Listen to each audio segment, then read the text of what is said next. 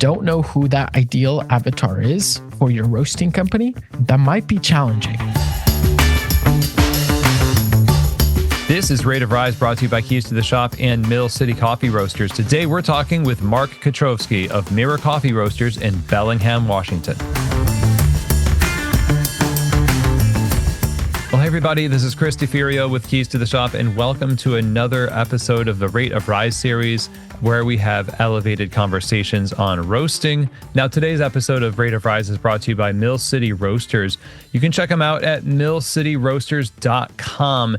They are one of my favorite entities. Entities sounds weird. Organizations, companies in coffee, because they have such a generous spirit about education for coffee roasters. Their roasters are amazing. Their educational material and classes, the Roasting 101 classes and advanced classes, are always just packed with value and packed with people who recognize from seeing them at Coffee Fest and other events and online that Mill City is this hub to help them become profitable, high quality coffee roasters and just live a fulfilled life in roasting. So amazing equipment. So many people use coffee roasters from Mill City these days, and attentive, personalized technical support, customer support.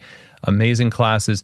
You're going to love it. So go to millcityroasters.com. Check them out today. So today's episode, we're going to be talking with Mark Kutrovski, who, along with his brother Seirgi, have founded Mirror Coffee Roasters 5 years ago. Both Seirgi and Mark have history in coffee prior to founding Mirror, and over these 5 years of running this roastery have grown enormously.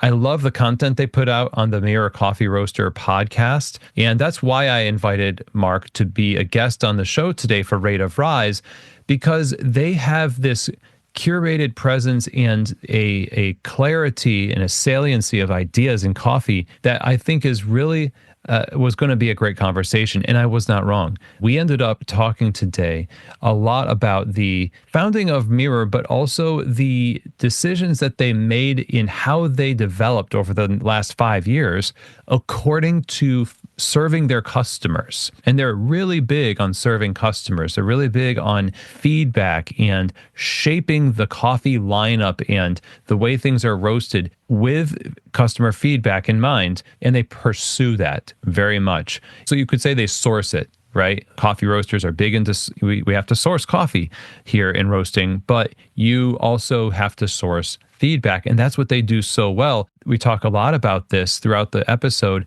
and dive into why to run a great roasting business is not just about the coffee itself, but it's about who the coffee is going to and knowing your market well. We do get into this a little bit at the end, but I will mention it here. Green pricing is so high right now. Of course, the crisis that's happening with the pricing on the consuming end, we're definitely navigating some price increases across many menus across coffee. And it's causing a lot of consternation, of course. And one of the things that really, I think, savvy business owners are doing are leaning into the people who are already supporting them and the tactics and philosophies and approaches to running a business and making decisions in your roasting business that come from this conversation with Mark, I think are going to really help you become a better roaster and a better business person as well. So that's why we're talking about this on Rate of Rise today. As prices rise, so too must our connection to those who are supporting our business, and so too must our focus on serving them well. So let's get right to it. Here now is Mark Kutrovski of Mirror Coffee Roasters. Mark, welcome to Keys to the Shop. How are you today? I'm doing pretty good. How are you doing, Chris? Doing great. This has been a thought to have you on the show for a little bit. I am a fan of your podcast and the content you put out, the clips of your podcast on social media. They always seem to resonate with me. And you've got a pretty level head when it comes to the approach to marketing and communication and creating an experience for customers. And as a roaster, that is in a sea of options out there, it's hard to stand out. And a lot of what we're going to talk about is about standing out, but in the ways that are kind of good for your entire business and good for the customer too. It's a lot about integrity, and I just can't wait to get into it. But it has been about 5 years now since you started roasting coffee. Is that accurate? Yep, that's correct. Okay. And so what was it that brought you to roasting professionally? I mean, I know coffee was a factor before you started Mirror. So what's the background before Mirror began? Yeah, so I co-founded Mir with my brother Seirgi, and we were working in the coffee industry before starting Mir. I had 2 roasting jobs. My first coffee job was just working in a roastery, packing bags and making cold brew in these like massive tanks for like a local chain here. My first hands-on experience with roasting was roasting behind their loring when I didn't even know what a loring was. Which was a very, very interesting just looking back now. My brother, at the time was living on the East Coast. He was dabbling with a little bit of roasting as well, worked for a few different coffee shops, started getting into management positions and whatnot. And then he relocated over here out to the West Coast. We're up in Bellingham, Washington. And at that point, a cafe that I was working for that I just started green coffee buying and roasting for went out of business. And we, for the first time, were in the same town, the first time in maybe like 15 years or so. And we've always talked about starting a coffee roasting company. And it was like, hey, this is an opportunity where might be a good idea to start something because we've talked about it for so long. So, and then that's where Mira was birthed out of. Okay. So that experience and your first entry into the business of roasting, what was that like to do it professionally? And how did you choose your product and market fit? So you mean as we opened up Mir, is that correct? Yeah, like the first year of Mir where it's, okay, we're going to roast these coffees for these people. It's going to work this way because that's what we think. Was it true? And how quickly did you find out that it was or wasn't the case, or you had to adjust? Like many people, I think we begin a roasting company or some operation looking at the stuff that we like. Like we put ourselves in the shoes of the ideal coffee drinker or the ideal customer. And we started just roasting coffee, what we thought was good coffee that we enjoy drinking. And we just went into that. And then from there, just asked ourselves, okay, who are people like us who align with our preferences? Where are they? And how do we reach out to them? And how do we find them around the country so we can get coffee in their hands? So it was very rooted in some of our own preferences at the time. Sure. And how would you describe that? Yeah, it was probably a little in the lighter roast side of things, slightly more premium coffees without going into like scores, probably like classic, upper 85s, 86s, maybe lower 87s. Yeah, but everything was kind of in the lighter-ish direction. What's the biggest lesson that you learned as you started to interact with the people that were buying your coffee and become better coffee roasters? Over time, I started kind of looking into, okay, we want to source these really lovely premium coffees that are maybe a little bit more expensive, a little higher scoring, and then looking at also who are the people that drink those kinds of coffees. Because after all, like if you're roasting a specific kind of coffee, you need to keep in mind who's going to be on the other side enjoying that coffee. And like drawing the line between, okay, here's the kind of coffees that we're buying, price-wise, flavor-wise, and then figuring out, okay, who are the people that are going to enjoy that? And how do I match that with the roasting as well? Does that make sense? Makes total sense. Yep. Yeah. And matching it with the roasting as well and seeing, okay, if these people like these kinds of coffees that we also like to drink, where do they lean on the roast spectrum as well?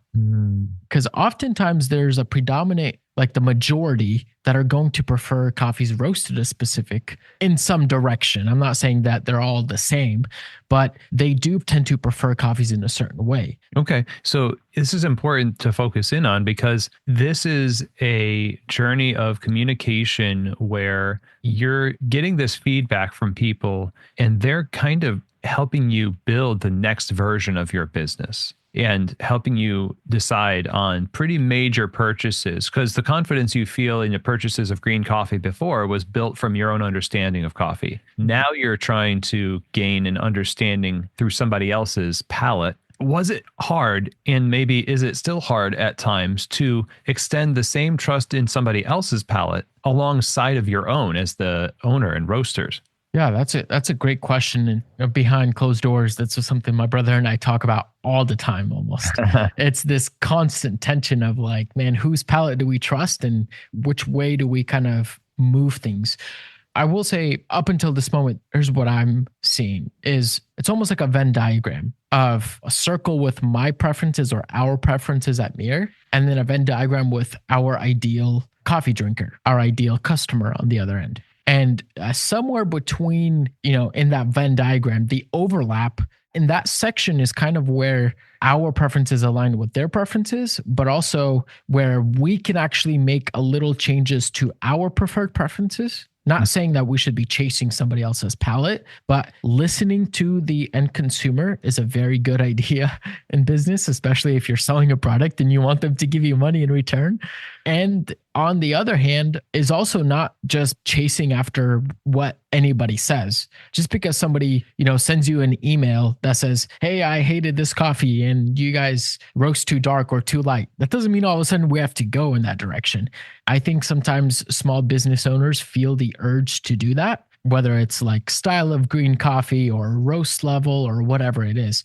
So I think finding a compromise where that Venn diagram overlaps in the middle, that kind of doesn't sacrifice necessarily on your values, but also is not ignorant to the desires of your end consumer. Another part of this that is not mentioned, I think, but is implied is your tastes are somewhat dictated by the industry itself, where you're very aware of the world of competitions and what's available from other roasters. And maybe this question would be good to get a little deeper here. How do you separate the need for relevancy in a market? Because I know you do a lot of multi-roaster shops, and then you've got direct to consumer where it doesn't go through the multi-roaster shop. Multi-roaster shops often are looking for something that is going to dazzle and is so very, very unique. And at the same time, you're catering to people who generally are, well, I'd like my coffee to be the same every time I buy it, and I don't necessarily need the bells and whistles. So how do you manage your desires as the owners so that you don't go overboard with trends, or how do you stay grounded, in other words, when you're plugged in to all of these different voices and influences in the industry? That's a really good question. And I don't necessarily think that there's like a blanket statement. Because I think it's more of a journey where you're always kind of finding your footing and you're always analyzing as you go. And a lot of that is taking in feedback from your end customer, whether that's the multi-roaster shops or it's people at home that are buying your coffee. I think that's been one of the most beneficial thing for us is keeping an eye out for both, is really asking for honest feedback from multi-roaster shops, feedback from the coffee drinkers buying our coffee for home consumption, and then using our best judgment to find the middle ground of where both of those work. And sometimes you make a wrong call, and I think that's okay, but you just have to be able to figure out how to pivot and adjust and acknowledge those wrong calls. But then also a part of this is being okay with saying, oh, my coffee is just not for everybody. Pause there, because you say it's okay to acknowledge we made a wrong call. And then there, on the flip side, there's our coffee is not for everybody. How do you tell the difference between when you should decide that they don't get it versus I didn't get it? Oh, man. That's a really tough question. I don't know if I have a clear answer for you, but I think over time and as you're listening and also looking from a business perspective of what's happening, in your numbers, in your lifetime value of your customer, and especially the feedback that you're getting. And all of this is also rooted under this idea of you kind of at least want to know who your target demographic is. Yeah. I think a brand that caters to everybody caters to nobody. Ooh, unpack that a little bit. if you want to be the jack of all trades that serves every single roast type and every quality type and every origin and everything, you're spreading yourself so thin and it's going to cost you more work actually. Mhm. And on the flip side, it's going to be hard to find and speak to that one customer that you should be speaking to, your ideal avatar. That's where, going back to that overlap that I said of like my preferences plus the customer's preferences is when you find that overlap and you find kind of that ideal avatar or that ideal coffee drinker, it's a very good idea to be very close ear-wise to what they're saying. And I think that alone already, answers 80% of the questions in terms of, was this my wrong call or was it the other option? Yeah. But I think being close ear-wise to that ideal demographic that you have established is very important. And one thing I'll add is if you don't know who that ideal avatar is for your roasting company, that might be challenging. Yeah. So you got to figure out the ideal avatar. And I suppose you could narrow it down so finely, like depending on where you are, because somebody out in Bellingham, Washington, let's say, has in the Northwest maybe a larger sea of preference types that they can choose from versus somebody in a more rural setting in a place that's not as saturated. Their type is going to be different, but they have to do the legwork to figure out that type and how narrow they can go. But even if it's broader, it sounds like having that type down, it's a decision-making rubric that you use to say, this guy, this gal, love this coffee. This person who is, some people go pretty deep with the avatars.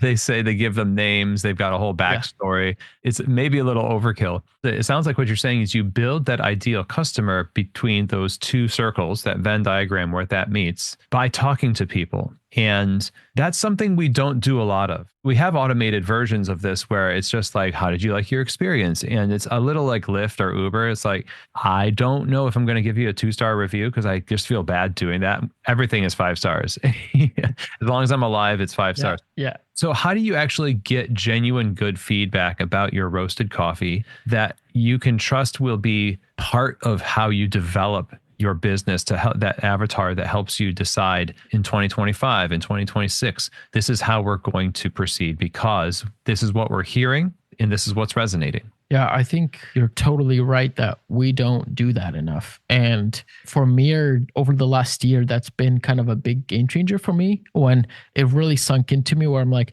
I'm not as customer focused as I think I am, because I'm not actually asking the right questions and I'm not going straight to them. And so I think, a few practical ways is, number one is maybe tasting coffee with people who are your ideal avatar. It might be a public cupping, might be a tasting, or you just sitting at your friend's house and actually just making them a cup of coffee and just having a good discussion. Number two, I think, is really sending coffees out to people you trust their palates and that also align with the middle of that Venn diagram, and just asking them for honest feedback.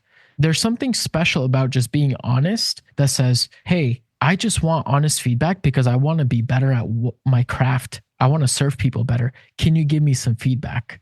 Maybe not everybody, but I think there are some people that you can find that will give you some honest feedback. I mean, a very practical example recently is we sent coffees to somebody we connected through online who runs like a multi-roaster program. Yeah. And we sent them some coffees and I was like, hey, can we just jump on a phone call to get your feedback? And he gave me some really good constructive feedback that might not have been maybe very comfortable for me, but wow, did I appreciate it though. And that means a lot more to me than just saying, oh yeah, your coffee's great. It feels good though when people tell you your coffee is great, but it sounds like you're really thinking, not that I don't believe you, but it can't be that good. Yeah. Yeah. Unfortunately and fortunately, something I saw on a Reddit thread, because I follow the Reddit threads of like coffee drinkers at home. Sure. And, recently I saw like a coffee roasting company post on there and they're like, we're so happy that you're listening to your customer base and you're asking questions. And I looked at that and I'm like, that's a very interesting response to that. The conclusion that I came to is if somebody's ordering coffee from you, it doesn't take that much time to send them an email and say, hey, can I jump on a 5-minute call with you? Because I want to make my coffee better so you can enjoy it more at home. I get it. Maybe not everybody's going to agree to that, but you'll get a handful of people that are eager to talk to the masterminds behind this tasty coffee they like and just share their opinions. I think that's wonderful. It's such a good idea. And it shows, we've talked a lot about hospitality on the show and going above and beyond, the unreasonable hospitality, the Danny Meyer setting the table stuff.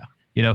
The touches that nobody else is going to take the pains to do something that cool because you believe in it. It's not necessary to make it a every single day thing sometimes, but this does sound like something that especially small to mid-sized businesses, but maybe not even just them, larger businesses, they should be seeking out that opinion of their customer in a meaningful way. The surveys and the multiple choice stuff, that's cool, but I couldn't imagine in some cases getting a call from somebody who roasted the coffee from a famous brand and saying, I just want to talk to you about your coffee experience. You know who's really good at this, by the way? We're talking on these Shure SM7B microphones that may or may not have been purchased from Sweetwater out in Fort Wayne, Indiana. But those people, I'm only mentioning them because they are notorious for jumping all over you with Thanksgiving and curiosity about your purchase. Like, hey, I noticed you purchased this microphone. Do you have a second to talk? I get a call. It's almost a little bit much. I'm like slow down. This is like the first date. But that says a lot about why they're as good as they are because they're seeking that feedback. So I love that. Now, there's also something to say for people who have coffee shops that have customers and then the feedback they can get from those coffee shops. How would you suggest that a coffee roaster that has a retail expression go about collecting that kind of feedback and interacting with those customers? Because it's kind of a captive audience. Mir doesn't have a shop, so maybe in the near future, but I can't speak to that entirely. But I think it's the same way that make leaving Google reviews a very clear call to action. Mm-hmm. Go look through the Google reviews that are already left. Go on your town's Reddit forum and see if somebody's talking about you. Actually, Reddit might be a mixed bag. It's kind of like Yelp. Like there's some crazy reviews out there that, you kind of have to take with a grain of salt, but it's also like a public town square that is kind of unfiltered. And that'll actually give you a very clear response. Yeah. And being open to diving in there, doing a little bit of research, go on your town's Facebook groups. There's got to be a Facebook group that is talking about what's going on in your town that you can dig into. Also, on top of that, just being honest and asking a question while they're in the cafe, I think is very doable. I think also is like, as you're taking their order, it's okay to ask questions. You don't have to be like Sweetwater. That's like, overwhelming, but a question here, a question there, and just taking the responses and just learn. And something I'm noticing is I think the more that we can learn about who we're serving and what they're looking for, it'll actually give us some clarity and direction and how we can serve them best. Mm. And in a world where, the C market is through the roof, in a world where things are getting way expensive and we have to fight for every customer, the best way that you can stand out is know exactly what they want and how you can care for them really, really well. Yeah, it's an excellent point. And here's the thing, Mark, we want to push the envelope with coffee. We want to see what coffee can do. You see, we're preoccupied with a lot of the novelty, and then the customer gets to experience this crazy thing that coffee is doing. Do you think, and I know I'm asking this, it's almost a facetious question, but because I'm giving my opinion away, but do you think that we're losing the focus there a little bit because you just said we're going to gain the customer's trust. We're going to be better roasters and business people if we listen to them and pursue understanding them. Is that what we're pursuing right now, or are we a little distracted? I think there's a lot of distraction, a lot. But I also can see the other direction because at the end of the day, again, depends on who your avatar is. This is where things get difficult, is that if you've built a business around a specific avatar that wants something that's always pushing the envelope and always advancing, I think it's actually smart for you to give them that. Yes. Because that's who you're serving. But for everybody else, just because a new processing method was discovered or just because, you heard something somewhere, that doesn't mean all of a sudden you should just flock to that and run after that when your customer base is saying, hey, I just want more of what you're already doing. Yeah. And so there has to be a balance. And I think it's hard for me to answer some of these questions outside of kind of what we begin with is finding that avatar and just listening to them. I think business owners, roasters, we have like a shiny object syndrome where it's like we just want the new next shiny object without realizing is, most of our customers just want us doing something maybe a little different or just more of what we're already providing them and doing it better. Excellent point. Yeah, I think the polishing of what we currently have keeps it shiny, right? So if it starts to lose luster, it's not, you don't have to replace it with something shinier. Just get out the buffing rag and shine it up again. So you've embraced now 5 years into roasting some roasting styles and approaches now that may have been a little bit or adjusted, okay, over the years since you've got feedback from customers. What is it like now? What does your library of coffee tend to look like right now? And what are some things that you just don't do that you've decided this isn't us? We know who us is. It's based on our community of purchase, people who purchase our coffee and our tastes, but what it defines you, and then what are the things you just don't go into? There's been quite a few changes, and a lot of the stuff we're talking about this year, we've just doing a lot of planning for this upcoming year. But something we've done is we've tightened up our sourcing quite a bit, which is like not just settling for coffees that are just okay-ish or goodish or it'll do, but actually like tightening up and being like, if this isn't wowing me, I don't think we need to be picking up this coffee. Okay. And it's okay for us to source something slightly more expensive because we've actually seen our demographic be okay with slightly more expensive with maybe a higher, more exciting flavor profile and leaning into that actually. On top of that, we're actually seeing that we're leaning lighter in our roasting approach as well, because it seems like the audience that we're trying to sell to and who we're talking to is actually asking for that. Those are some shifts. And when you look at a roasting company, I mean, it's sourcing and roasting. So there's quite a lot of changes happening, but those are two big things. Okay. And so now that you've got your year planned out, you kind of have this structure. What does it look like to communicate in such a way that you are caring for the customer? Because they're going to buy the coffee, they're going to like the coffee, but you also have to market the coffee still to them. So it's not like you find your avatar, you take your hands off the wheel. You still have to drive purchases and push into marketing.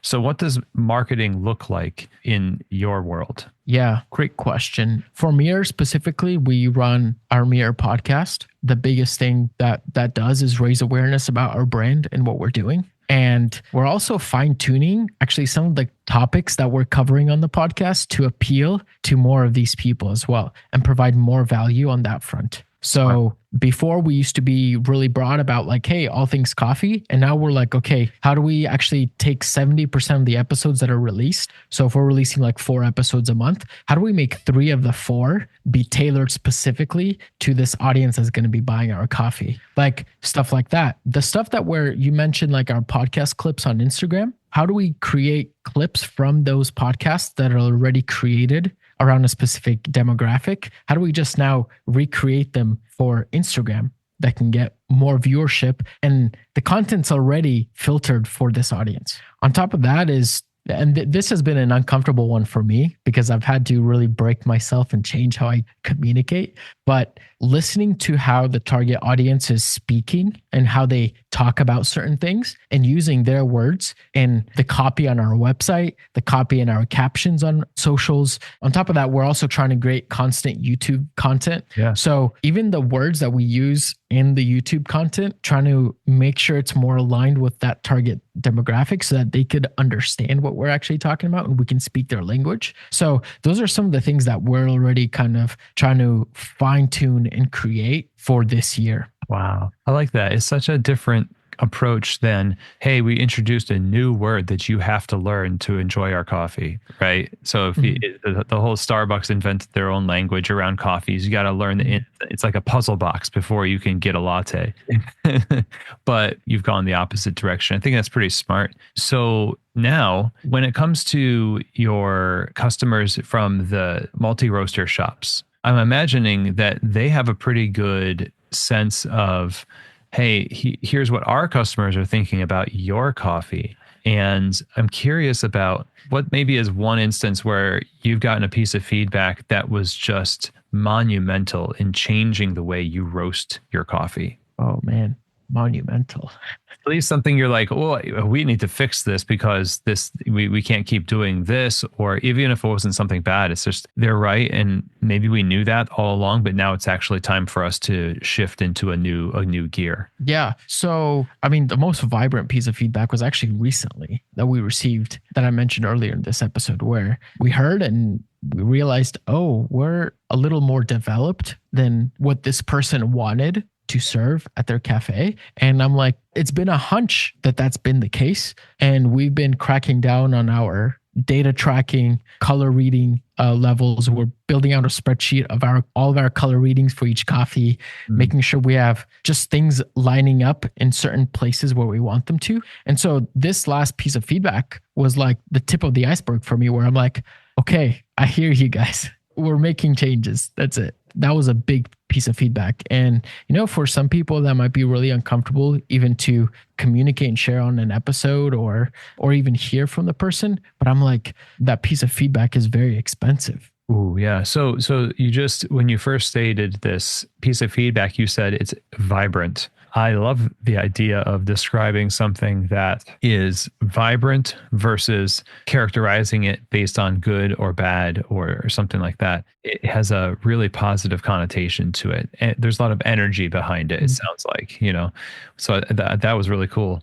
And I was reminded as you were talking about the, expensive coffee and even going a little bit more expensive or just a little bit higher in quality, that perceived quality stuff that blows you away. We run these key holder coaching groups, and one of our members we have a lot of members that are cafe/roasteries. And one of the roasters was saying, because we were talking about what do we do with green pricing? It was in the conversation. Everyone was just like giving some advice and we were discussing it. The question was asked, are they buying 12 ounces or 10 ounces of coffee, or are they buying your coffee? And I just really thought that's a big statement, because it's not that they're measuring out their coffee by mathematics. But at this time, if they're buying mirror coffee, they're not buying coffee per se, they're buying mirror coffee. There's something ephemeral. You know what I'm saying? Does that make sense? That makes a lot of sense, actually. When you can shift, I think that framework, that mental framework, it actually frees you from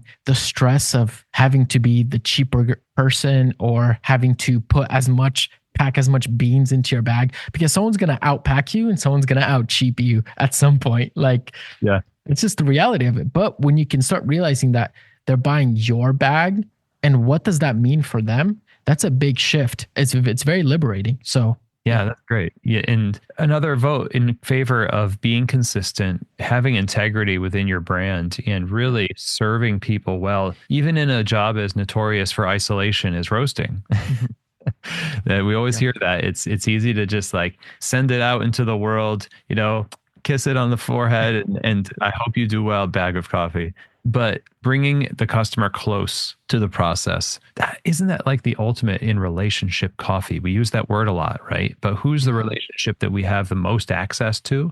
It's the people that are purchasing. It's the customers at a coffee shop or of your bags of coffee. That's awesome. So, Mark, what do you wish for coffee? What's your coffee wish for those that are entrepreneurs in a roastery or a roastery cafe? How should we be focusing our energies today in the midst of these different crisis moments, the ebb and the flow of business? What would make your heart happy to know, in the future, we're going to have more of this?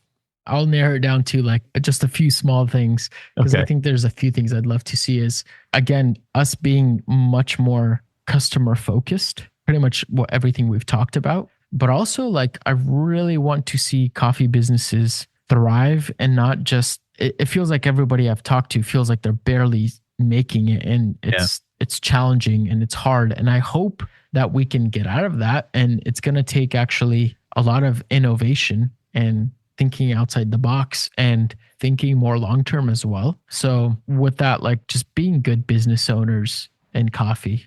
John Gordon of Coffee Championships fame, and I think it was like Gorilla Tampers back in the day, and he's a coffee tech Aussie just famous coffee guy. But thing is that John said recently was that he didn't say the fourth wave, but the future of coffee was business, like getting really good at business. To see people thrive in running their businesses is 100% it. And who are we serving? It's that avatar. It's what you said, Mark. That's how we win. That's how everyone wins.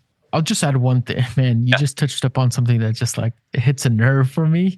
When we talk about coffee farmer sustainability, the best thing that you could do is run a really good coffee business. Yes.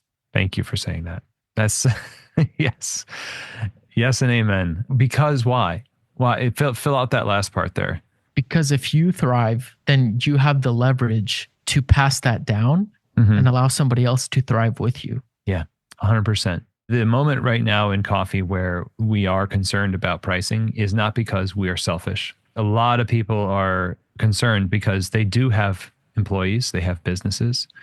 They are buying coffee. They want to continue to buy coffee. If they can't buy coffee, that's bad for everybody. And bigger margins, more profit, more resiliency equals more consistency. Yeah, you're right. So keep doing wonderful business in coffee, and that's how you support. I love that you said that. It's a great way to end this episode. Mark, where can we go to learn more about Mirror Coffee Roasters? If you type in Mirror pretty much everywhere on podcasts, YouTube, Instagram, our website, Mirror Coffee Roasters, you'll find us. Excellent. All right. And we'll have some show notes where people can just link up to where you are. Thank you for joining me on this Rate of Rise episode. It was wonderful. Yeah. Thank you, Chris, for having me.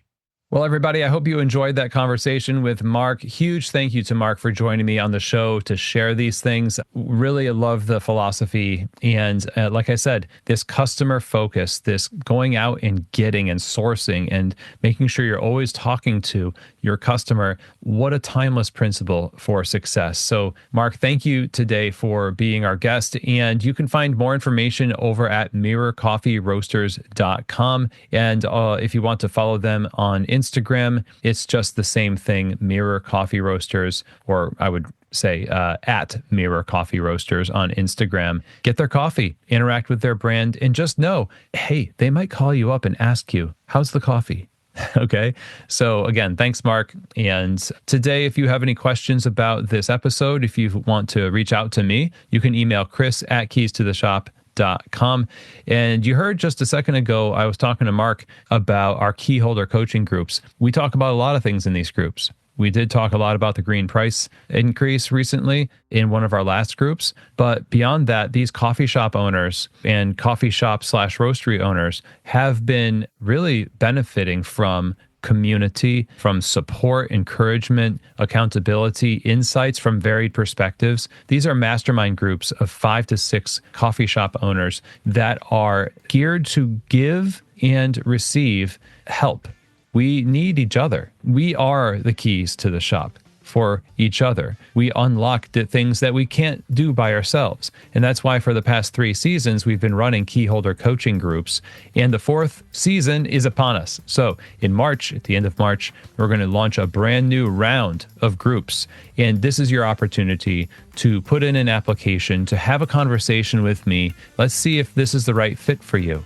Okay, I would love to talk with you. It would be a pleasure. So go ahead and email chris@keystotheshop.com. If you just want to skip right to putting in the application and then we'll have a conversation after that, I have a link in the show notes you can click on to fill out that application. It's a little bit of time to fill it out because I want to get to know you a little bit through this application. So don't let that intimidate you. Fill it out and then let's talk. Okay, so again, chris@keystotheshop.com.